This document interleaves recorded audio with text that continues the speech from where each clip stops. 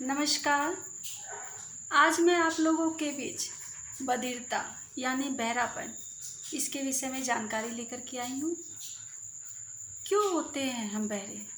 क्यों हमें कम सुनाई देने लगता है? आजकल हम ज़्यादा हेडफोन का प्रयोग करते हैं, ज़्यादा लाउड स्पीकर का प्रयोग करते हैं, ज़्यादा देर तक तेज़ आवाज़ में गाना का सुनना, ज़्यादा ध्वनि प्रदूषण इलाकों में रहना, जैसे सड़क पे हॉर्न की आवाज़, ये सब आवाज़ें हमारे कान के पर्दे को धीरे धीरे डैमेज करने लगती है। साथ ही साथ ज़्यादा जहरीली दवाइयों का सेवन करना, जो कि हमारे शरीर में एसिड को बढ़ाता है और जिसके कारण हमारी श्रवण शक्ति धीरे धीरे क्षीण होने लगती है। मादक द्रव्यों का अधिक सेवन करना, ये भी हमारी बधिरता के लिए कारण होता है। साथ ही साथ अत्यधिक शुक्र का क्षय होना भी बधिरता का कारण होता है। हमारे शरीर में धातु में कफ का बढ़ जाना बधिरता का कारण होता है। तो इन सब कारणों के कारण ही हमारे कान के जो पर्दे हैं वो प्रभावित होते हैं और धीरे धीरे हमारे सुनने की शक्ति क्षीण होने लगती है और हम बधिरता के शिकार होने लगते हैं। तो क्या उपाय किया जाए कि हम अपने कान को स्वस्थ रखें? तो कुछ इलाज, कुछ ट्रीटमेंट हमें अपने दैनिक दिनचर्या में इस्तेमाल करना चाहिए। जैसे सरसों का जो तेल होता है, उस सरसों के तेल में आधा कटोरी सरसों का तेल लिए, उसमें 1 चम्मच मेथी का दाना डाल करके इसको अच्छे से खौलाना शुरू करेंगे।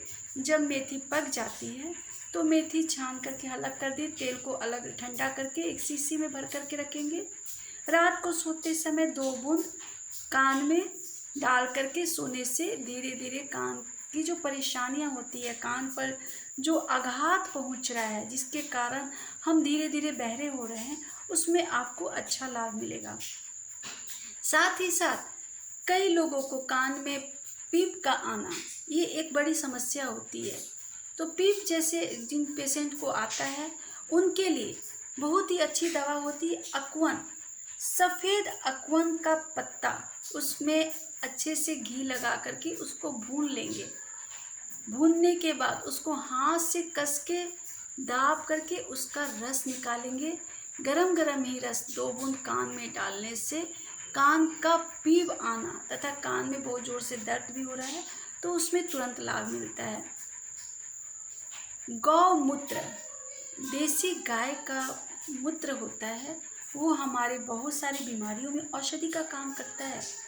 कान के लिए ये बहुत ही ज़्यादा लाभकारी होता है। तुरंत निकला हुआ गौमूत्र ताज़ा, जिसके यहाँ गाय है, वो इस दवा की, इस औषधि का प्रयोग करेंगे। ताज़ा गौमूत्र वो गर्म होता है, कान में 2-2 बूंद डालेंगे। इससे कान में बहुत अच्छा लाभ मिलता है। कान में बहुत तेज़ दर्द हो रहा है, तुरंत उसमें दर्द में लाभ होता है। साथ ही साथ जो बहिरे हैं, कान से कम सुनाई देता है, उनको भी अच्छा लाभ होने लगेगा।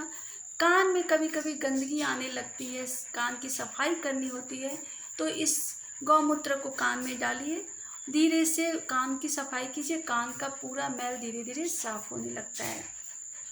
कर्णशूल में भी यह फायदा करता है। कान में किसी तरह का सूजन हो गया है तो उसमें फायदा करता है। कान में अगर कोई कीड़ा घुस जाता है, तब भी गौमूत्र गरम गरम ताज़ा डालने से उसमें हमें अच्छा लाभ मिलता है।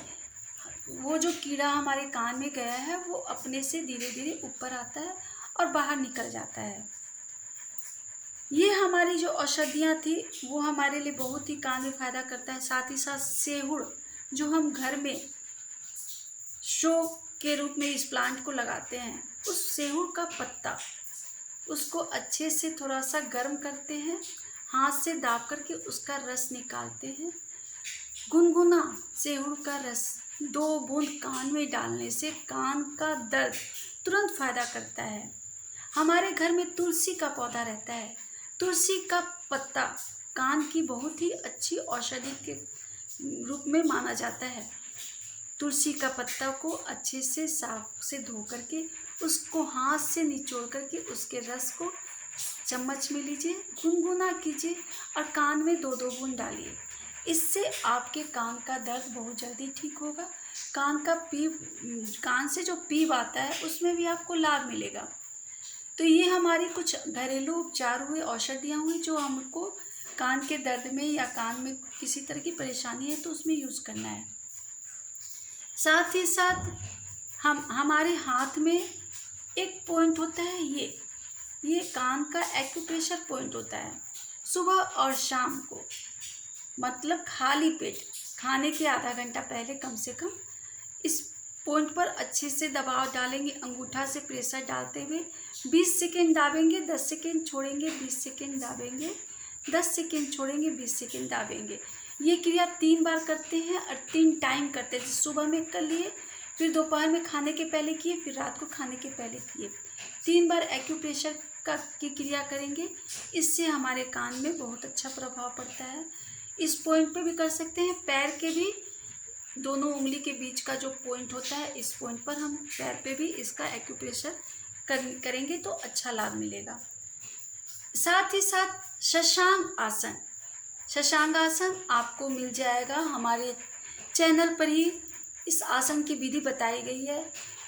इस आसन को करने से कान के पर्दे धीरे धीरे धीरे धीरे तेज होने लगते हैं।